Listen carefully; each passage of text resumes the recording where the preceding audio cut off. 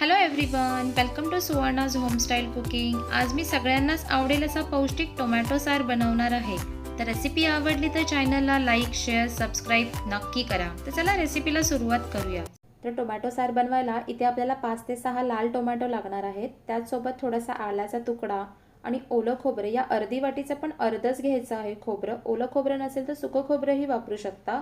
5 ते 6 लसूणच्या पाकळ्या आणि थोडासा कढीपत्ता आणि कोथिंबीर। सगळ्यात पहिले टोमॅटो कट करायचा आणि त्याच्यातले सगळे सीड्स काढून घ्यायचे। आता मी प्रत्येक पीस मधले सीड्स काढून घेते। तर अशा प्रकारे आपले सगळे सीड्स काढून झालेले आहे। अशाच प्रकारे प्रत्येक टोमॅटोला आपण कट करून घ्यायचं आहे। तर आता इथे सगळं रेडी आहेत आपले टोमॅटो। आता सगळे टोमॅटो आपण मिक्सरला ग्राइंड करून घ्यायचे। मिक्सरला ग्राइंड करताना थोडं पाणी घालायचं, जास्त नाही घालायचं, नाहीतर टोमॅटोची प्युरी एकदम पातळ होते। आपली रेडी झालेली आहे प्युरी आता टोमॅटोची। आता मसाला ग्राइंड करून घेऊया। तर इथे मी थोडं खोबरं, कोथिंबीर, 5 ते 6 लसूणच्या पाकळ्या आणि थोडं आलं, तर मिक्सरला चांगलं फाईन पेस्ट करून आपलं रेडी झालेलं आहे। तर एका बाउलमध्ये काढून घेऊया। आपला छान असा मसाला रेडी झाला आहे आणि त्याचसोबत आपली टोमॅटोची प्युरी पण रेडी झाली आहे। तर आता फोडणी देऊन घेऊया। तर फोडणी देण्यासाठी मी एका कढईमध्ये थोडंसं तेल घालते। तेल गरम झालंच की 1 टेबलस्पून मोहरी घालायची, 1 टेबलस्पून जिरं आणि त्याचसोबत थोडा कढीपत्ता।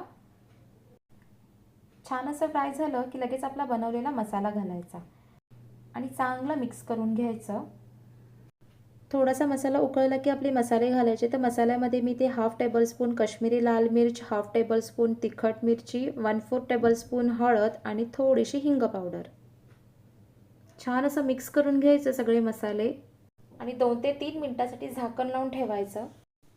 2 ते 3 मिनिटं झालेले आहेत। आता बघूया मसाला चांगला भाजला आहे का। मसाला बघा तर किती छान असा भाजला आहे। आता इथेच आपण टोमॅटोची प्युरी घालूया आणि चांगलं मिक्स करून घेऊया। थोडंसं मिक्स झालं की लगेच चवीपुरतं थोडंसं मीठ घालायचं।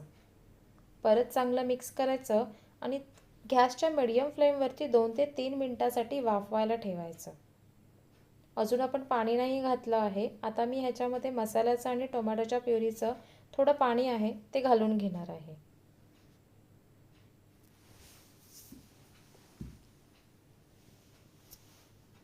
बस एवढंच पाणी घालणार आहे मी, जास्त पातळ नाही करणार आहे मी टोमॅटोचा सार, कारण टोमॅटोचा सार जेवढा घट्ट तेवढा खायला खूप छान लागते। बघा तर किती छान अशी उकळी आली आहे। इथेच आपला पौष्टिक आणि खायलाही चविष्ट असा टोमॅटो सार बनवून रेडी आहे। नक्की ट्राय करा ही रेसिपी आणि रेसिपी आवडली तर सुवर्णाज होमस्टाईल कुकिंगला लाईक, शेअर, सबस्क्राईब नक्की करा। लवकरच नवीन व्हिडिओमध्ये भेटूया। तोपर्यंत थँक्यू, बाय बाय।